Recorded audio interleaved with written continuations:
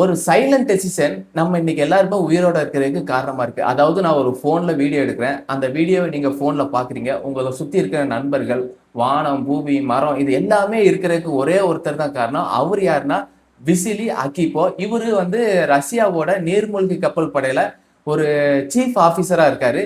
Chief ஆபீசர்னு கூட சொல்ல முடியாது. ஒரு செகண்டரி சீஃப் ஆபீசரா இருக்காரு. இவரு தான் உலகத்தையே காப்பாத்திருக்காரு. அது எப்படின்னு பாத்தீங்கன்னா, இப்போ வேர்ல்டு வார் 3 அப்படின்னு வந்துச்சுன்னா உலகமே இருக்காதுன்னு ஐன்ஸ்டீன் சொன்னாரு. இந்த வேர்ல்டு வார் 3 வராம இருக்கிறதுக்கு காரணம் இவர் தான். சரி, இந்த வேர்ல்டு வார் 1, வேர்ல்டு வார் 2 இதுலலாம் என்ன நடந்துச்சுன்னு ஒரு ஷார்ட்டா பார்த்துக்கலாம். வேர்ல்டு வார் 1 பார்த்துட்டீங்கன்னா ஒரு மிஸ் அண்டர்ஸ்டாண்டிங் கொலைகள் நடந்தது. அதாவது ஆடினோ பிரான்சிஸ் ஃபெர்டினாண்ட் அப்படிங்கிறவரை ஒரு தவறுதலா கொலை பண்ணதுனால கிட்டத்தட்ட வேர்ல்டு வார் 1ன்னு ஆரம்பிச்சு 3.5 கோடி பேர் அதுல பயங்கரமா காயடைஞ்சாங்க. 1.5 கோடி பேர் செத்தும் போனாங்க. வேர்ல்டு வார் 2 பத்தி உங்களுக்கு எல்லாத்துக்கும் தெரியும். அமெரிக்கா ஹிரோஷிமா மேல லிட்டில் பாய் அப்படிங்கிற ஒரு ஆட்டம் பாம்பை போட்டாங்க. அந்த ஆட்டம் பாம்பு போட்டதுல இருந்து அந்த போட்ட இடத்துல இன்னைக்கு வரைக்கும் ஒரு சின்ன புல் பூண்டு கூட முளைக்கல. அந்த நாட்டுல பிறக்கிற மக்களுக்கு வந்து டிஎன்ஏ ப்ராப்ளம்ஸ் இருக்கு. கை கால் ஊனமா பிறக்காங்க. அது கிட்டத்தட்ட போட்டு எத்தனை வருஷமா ஆயிட்டு, ஆனா இன்ன வரைக்கும் அதோட பாதிப்பு இருந்துகிட்டே இருக்கு. இது வந்து second world war. Third world war வந்து ஆரம்பிச்சிச்சுன்னா உலகமே இருக்காது ஐன்ஸ்டீன் சொன்னாரு. அதாவது செகண்ட் வேர்ல்டு வார் வந்து ஆட்டம் பாம்புனால ஆச்சு. தேர்ட் வேர்ல்டு வாருங்கிறது நியூக்ளியர் பாம்பால ஆச்சு. அதாவது ஆட்டம் பாம்பை கூட தடுத்துடலாம். அதாவது ஆட்டம்ங்கிறது ஒரு ஆட்டம், நியூக்ளியர் பாம்புங்கிறது ஒரு ஆட்டம் 2ஆ மாறும், 2 4ஆ மாறும், 4 8ஆ மாறும். அப்படிங்கிறது ஒரு செயின் ரியாக்ஷனா நடந்துட்டு போகும். இதை யாராலையுமே ஸ்டாப் பண்ண முடியாது.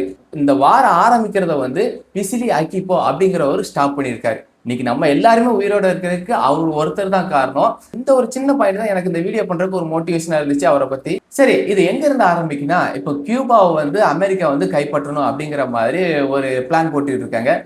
அதாவது அமெரிக்கா எப்பவுமே ஏதோ ஒரு பிளான்ல இருக்கு. ஏதாட்டும் ஒரு நாட்டை கைப்பற்றணும், அந்த நாட்டுல இருக்க வளத்தை நம்ம யூஸ் பண்ணிக்கலாம் அப்படிங்கிற மாதிரி ஒரு பிளான் போட்டுக்கிட்டே இருப்பாங்க.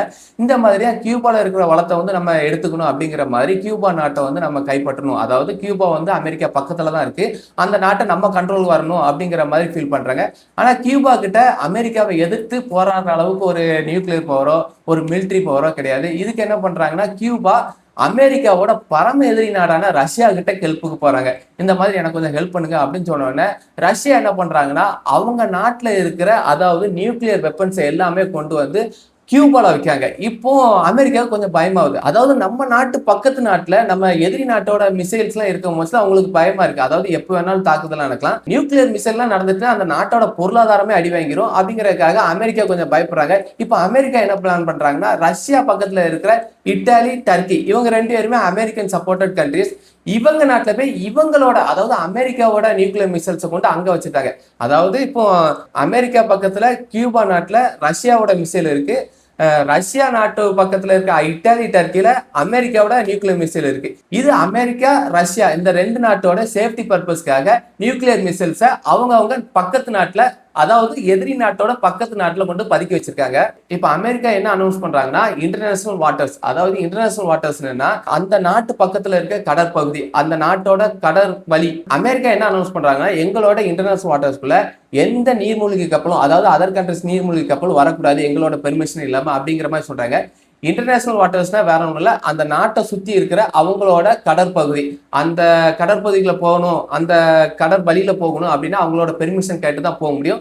இப்போ ஃபார் எக்ஸாம்பிள் நம்ம நாட்டு பக்கத்துல இருக்க இலங்கை பிரச்சனை. அதாவது இப்போ அவங்க கடற்பகுதியில் போய் மீன் பிடிச்சா நம்ம மீனவர்களை பிடிச்சிட்டு போயிருக்காங்களா, அதே மாதிரி தான் அவங்களோட பெர்மிஷன் கேட்டு தான் அந்த கடற்பகுதியில போக முடியும் அப்படிங்கிற மாதிரி ஒரு கண்டிஷன். இப்படி அமெரிக்காவுக்கும் ரஷ்யாவுக்கும் ஒரு கோல்டு வார் நடந்துகிட்டே இருக்கு. அதாவது எப்போ வேணாலும் வேர்ல்டு வாரா மாறலாம் அப்படிங்கிற மாதிரி நடந்துட்டு இருக்க டைம்ல கியூபாக்கு மேல பறந்துகிட்டு இருந்த ஒரு அமெரிக்கன் மிலிட்டரி ஜெட்டை வந்து ரஷ்யா வந்து தாக்கிடுறாங்க. இது வந்து இன்னுமே வேர்ல்டு வாரை வந்து அடுத்த கட்டத்துக்கு கொண்டு போறதுக்கு ஒரு ஸ்டார்டிங் பாயிண்டா இருக்கு. அந்த டைம்ல M59 அப்படிங்கிற ரஷ்ய நீர்மூழ்கி கப்பல் ரஷ்யால இருந்து கியூபாக்கு நிறைய நியூக்ளியர் வெப்பன்ஸை கொண்டு போய்கிட்டு இருக்கு. ஆனா இந்த கப்பல்ல என்ன பிரச்சனைனா, அதிகப்படியா நியூக்ளியர் வெப்பன்ஸை கொண்டு போயிட்டு இருக்கிறதுனால அந்த நியூக்ளியர் ரேடியேஷன்லாம் ரேடியோ வேவ்ஸை வந்து கட் பண்ணிடுது. அதாவது அந்த நீர்மூழ்கி கப்பலுக்கு எந்த கம்யூனிகேஷனும் வரவும் செய்யாது, இங்க இருந்து எந்த கம்யூனிகேஷனும் போகவும் செய்யாது அப்படிங்கிற மாதிரி ஒரு ப்ராப்ளம் ஆயிட்டு. அது மட்டும் இல்லாம அந்த கப்பல்ல நிறையபடியான ரேடியேஷன் இருக்கிறதுனால அந்த கப்பல்ல நிறைய பேர் செத்துக்கிட்டு வந்துகிட்டு இருக்காங்க. இப்படி ரஷ்யால இருந்து கியூபாக்கு ரஷ்யாவோட நீர்மூழ்கி கப்பல் அமெரிக்கா கடற்பகுதியில போய்கிட்டு இருக்குது. அமெரிக்காவுக்கு ஒரு நோட்டிபிகேஷனா போயிருது. அதாவது அமெரிக்காவுக்கு தெரிஞ்சிருது. அமெரிக்கா வந்து வார்ன் பண்றாங்க, இந்த மாதிரி எங்க கடற்பகுதியில அத்துமீறி வரக்கூடாது அப்படின்னு வார்ன் பண்றாங்க. ஆனா அந்த வார்னிங் வந்து எந்த கம்யூனிகேஷனுமே அந்த கப்பலுக்கு வரல. ஏன்னா அந்த கப்பல்ல ஆல்ரெடி ப்ராப்ளம் இருக்கு. இங்க இருந்து எந்த கம்யூனிகேஷன் அங்க போக மாட்டேங்குது. அப்போ அமெரிக்கா என்ன ஃபீல் பண்றாங்கன்னா, அப்போ ரஷ்யா கப்பல் தான் நம்ம நாட்டை தாக்க வருது அப்படிங்கிற மாதிரி அவங்க ஒரு தப்பான முடிவுக்கு வந்துருந்தாங்க. தப்பான முடிவுக்கு வந்துட்டு என்ன பண்றாங்கன்னா, ஒரு 2 பாம்பு போடுறாங்க. அது சாதாரண பாம்பு தான், நியூக்ளியர் பாம்பு, எந்த பாம்பும் கிடையாது. இத தப்பா புரிஞ்சுக்கிட்ட அந்த ரஷ்யன் நீர்மூழ்கி கப்பல் ஆபீசர்ஸ்லாம் என்ன பண்றாங்க, ஒருவேளை அமெரிக்கா வந்து வேர்ல்டு வாரை ஸ்டார்ட் பண்ணிட்டாங்க, சரி நம்மளும் நம்ம சப்மரைன்ல இருக்கிற அந்த நியூக்ளியர் மிசைல்ஸ் எல்லாம் வெடிக்க வைக்கலாம் அப்படிங்கிற மாதிரி பிளான் பண்றாங்க. அந்த சப்மரைனோட ஸ்பெஷாலிட்டி என்னன்னா, அந்த சப்மரைன்ல இருந்தே நியூக்ளியர் மிசைல்லாம் வந்து நம்ம வெடிக்க வச்சுக்கலாம் அப்படிங்கிற மாதிரி அதுல ஒரு ஆப்ஷன் இருக்குது. ஆனா இது பாத்துட்டீங்கன்னா இது ஒரு தப்பான முடிவு தான். அமெரிக்கா என்ன சொல்றாங்கன்னா, எங்களோட கடற்பகுதியில் வரணும்னா எங்களோட அனுமதி கேட்டு வாங்க அப்படிங்கிறதுக்காக ஒரு இண்டிகேஷன் விடுறாங்க. அது ரிசீவ் ஆகல. அதுக்காக அவங்க சாதாரணமா ஒரு 2 பாம்பு போடுறாங்க. ஆனா இப்ப ரஷ்யா என்ன பிளான் பண்றாங்கன்னா, நியூக்ளியர் மிசைலை லான்ச் பண்ணிடலாம் அப்படிங்கிற மாதிரி பண்றாங்க. இப்போ இந்த நியூக்ளியர் மிசைல் லான்ச் ஆச்சுன்னா கட்டாயமா வேர்ல்டு வார் 3 வந்துடும். வேர்ல்டு வார் 3 வந்துச்சுன்னா ஐன்ஸ்டீனோட மாதிரி தான். அதாவது நியூக்ளியர் பாம்லாம் வெடிச்சிச்சுன்னா இந்த உலகமே இருக்காது, கட்டாயமா அந்த உலகமே இருக்காது அப்படிங்கிற மாதிரி தான் அவர் சொல்லியிருக்காரு. நான் ஃபர்ஸ்டே சொன்ன மாதிரி தான், அமெரிக்கா எப்படி ஹிரோஷிமா மேல ஒரு ஆட்டம் பொம்மை போட்டு இன்னைக்கு வரைக்கும் அந்த நாட்டுல அந்த பாம்பு இருந்த இடத்துல ஒரு சின்ன புல் பூண்டு கூட முளைக்காதோ, அதே மாதிரி தான் உலகம் ஃபுல்லக்கா இந்த நியூக்ளியர் பாம்பு வெடிச்சிச்சுன்னா உலகமே அழிஞ்சு போயிடும். உலகத்துல ஒரு சின்ன புல் பூண்டு கூட இருக்காது, மனித இனமே அழிஞ்சு போயிடும் அப்படிங்கிற மாதிரி ஐன்ஸ்டீன் அன்னைக்கே சொல்லி வச்சுட்டு போயிட்டாரு. இப்போ இவங்க இந்த ரஷ்யா இந்த நியூக்ளியர் மிசைலை லான்ச் பண்ணாங்கன்னா தேர்ட் வேர்ல்டு வார் கட்டாயமா லான்ச் ஆயிரும். இப்போ அந்த ரஷ்யன் நீர்மூழ்கி கப்பலை 3 சீஃப் ஆஃபீஸர் இருக்காங்க. அதுல 2 பேர் வந்து போருக்கு தயாராயிட்டாங்க. அதாவது நம்மகிட்ட இருக்கிற நியூக்ளியர் மிசைலை வந்து லான்ச் பண்ணிடலாம் அப்படிங்கிற மாதிரி தயாராயிட்டாங்க. நீர்மூழ்கி கப்பல்ல பாத்தீங்கன்னா 3 கீ இருக்குமா, அந்த 3 கீயும் வந்து ஆன்ல வச்சிருக்காங்க. இப்போ கரெக்டா 120 செகண்ட்ல வந்து இந்த நியூக்ளியர் மிசைல் வந்து லான்ச் ஆகுது. அதாவது அமெரிக்காவை தாக்க போகுது. அந்த டைம்ல அந்த நீர்மூழ்கி கப்பல்ல இருக்கிற தேர்ட் சீஃப் ஆஃபீஸர், அவர் தேர்ட் சீஃப் ஆஃபீஸர்னு கூட சொல்ல முடியாது, ஒரு செகண்டரி ஆஃபீஸர் தான். அவர் என்ன பண்றாருன்னா அந்த கீயை எடுத்துருந்தாரு. இல்ல இது வந்து ஒரு தப்பான டெசிஷன், நம்ம கப்பல்ல வந்து ஏற்கனவே வந்து கம்யூனிகேஷன் ப்ராப்ளம் இருக்கு, கம்யூனிகேஷன் ரிசீவ் ஆக மாட்டேங்குது, சென்ட் ஆக மாட்டேங்குது, இதனால நம்ம ஒரு தப்பான டெசிஷன் எடுக்கக்கூடாது, அவங்க வேற எதுக்காக கூட அந்த பாம்பை போட்டுக்கலாம் அப்படிங்கிற மாதிரி அந்த டைம்ல அந்த மிசைலை ஸ்டாப் பண்ணியிருந்தாரு. நீங்க நினைக்கலாம், என்னடா ஒரு மிசைலை தானே ஸ்டாப் பண்ணாரு, இதுக்காக எதுக்கு ஒரு வீடியோ எல்லாம் போடணும்? நீங்க நினைச்சு பாருங்க, இப்போ அந்த ஒரு மிசைலை மட்டும் அதை விட்டுருந்தாருன்னா, லான்ச் பண்ணியிருந்தாருன்னா கட்டாயமா தேர்ட் வேர்ல்டு வார்ங்கிறது வந்திருக்கும். இப்போ நம்ம வேர்ல்டு வார் 2ல நம்ம ஜப்பான் எவ்வளவு கஷ்டப்படுறாங்க, அதே மாதிரி வேர்ல்டு வார் 3 வந்துச்சுன்னா உலகமே கஷ்டப்படும். அந்த வேர்ல்டு வார் 3யே அவர் சொல்ல போனா ஸ்டாப் பண்ணியிருக்காரு. இது வந்து இப்போ ஸ்டாப் பண்ணிட்டாரு. இப்போ இந்த பிரச்சனை எல்லாம் முடிஞ்சிட்டு இப்போ அமெரிக்காவும் ரஷ்யாவும் ஒரு ஜென்டில்மேன் அக்ரிமெண்ட் போட்டுருந்தாங்க. அதாவது அமெரிக்கா பக்கத்து நாடான கியூபால இருக்கிற ரஷ்யாவோட அணு ஆயுதங்களை ரஷ்யா எடுத்துட்டு போயிடணும். ரஷ்யா பக்கத்து நாடான இட்டாலி, டர்க்கி அவங்க இடத்துல இருக்க அமெரிக்காவோட நியூக்ளியர் வெப்பன்ஸ்லாம் அமெரிக்கா எடுத்துட்டு அவங்க வீட்டுக்கு போயிடணும் அப்படிங்கிற மாதிரி ஒரு ஜென்டில்மேன் அக்ரிமெண்ட் போடுறாங்க. அவங்க மிசைலை அவங்க எடுத்துட்டு போயிருந்தாங்க. இப்போ இது வந்து பிரச்சனை முடிஞ்சிட்டு, இந்த பிரச்சனை முடிஞ்சதுக்கு அப்புறம் இப்போ விசிலியாக்கி இப்போ அவர் தான் இந்த தேர்ட் வேர்ல்டு வாரை ஸ்டாப் பண்ணாரு.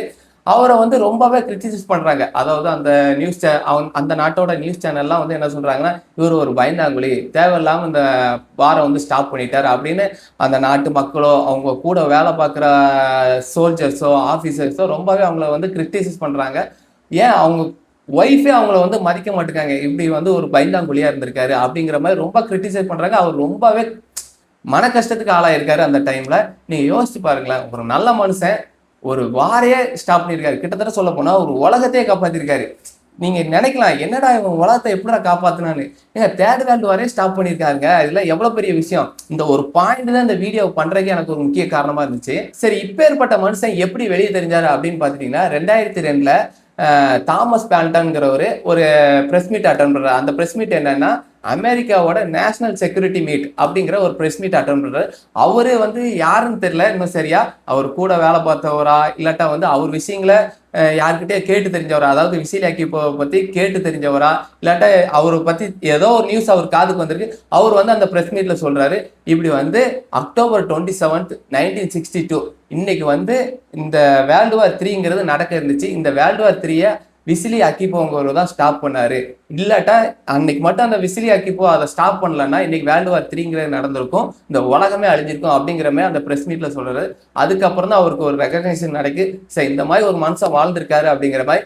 ஆனா இதெல்லாம் தெரிய வர்றதுக்கு முன்னாடியே 1998ல, அதாவது ஒரு 3 வருஷத்துக்கு முன்னாடியே அவர் வந்து அந்த கப்பலில் போயிட்டு இருக்கும் பட்சத்தில் நியூக்ளியர் ரேடியேஷன்லாம் நிறைய பேர் செத்து இருந்தாங்களா, அவருக்கும் அந்த பாதிப்பு இருந்துச்சு. அந்த பாதிப்புனால கிட்னி கேன்சர்னால 1998ல அவர் செத்தும் போயிருக்காரு. பாருங்க ஃப்ரெண்ட்ஸ், எவ்வளவு ஒரு நல்ல மனுஷன், எவ்வளவு ஒரு கஷ்டப்பட்டு செத்துருக்காரு பாருங்க. இதான் நல்லவங்களுக்கு இடமே இல்லை. இந்த நியூஸ்ல இருந்து ஒரு மாரல் ஆஃப் த ஸ்டோரி என்னன்னா, அதாவது நம்ம சுத்தி இருக்கவங்க என்ன சொன்னாலும் சரி, நம்ம கூட இருக்கவங்க என்ன சொன்னாலும் சரி, நமக்கு எது கரெக்ட்னு படுது, நம்ம மனசுக்கு எது நியாயம்னு படுதோ அதை மட்டும் செஞ்சாலே போதும், எல்லாமே நல்லதாவே நடக்கும். நல்லதே நினைங்க, நல்லதே நடக்கும். ஸோ ஃப்ரெண்ட்ஸ், இந்த விசிலி அக்கிப்போவை பற்றின நியூஸ் உங்களுக்கு பிடிச்சிருந்துச்சுன்னா இந்த வீடியோக்கு ஒரு லைக் போடுங்க, இந்த வீடியோக்கு ஒரு கமெண்ட் போடுங்க. இவரை பற்றி உங்களுக்கு ரொம்ப பிடிச்சிருந்துச்சுன்னா உங்கள் ஃபேமிலி அண்ட் ஃப்ரெண்ட்ஸ்க்கு இந்த வீடியோவை ஷேர் பண்ணுங்க. விசிலி அக்கிப்போ இப்படின்னு ஒரு நல்லவன் இந்த உலகத்தில் இருந்திருக்கான் அப்படிங்கிறத உங்கள் ஃபேமிலி அண்ட் ஃப்ரெண்ட்ஸ்க்கு எல்லாத்துக்குமே தெரிய வைங்க. ஸோ அடுத்த ஒரு இன்ட்ரெஸ்டிங்கான நியூஸ் என்ன போடலாங்கிறத கமெண்ட் செக்ஷனில் கமெண்ட் பண்ணுங்க. ஒரு சூப்பரான நியூஸோட நான் அடுத்த ஒரு வீடியோவில் பார்க்கலாம். பாய் பாய்.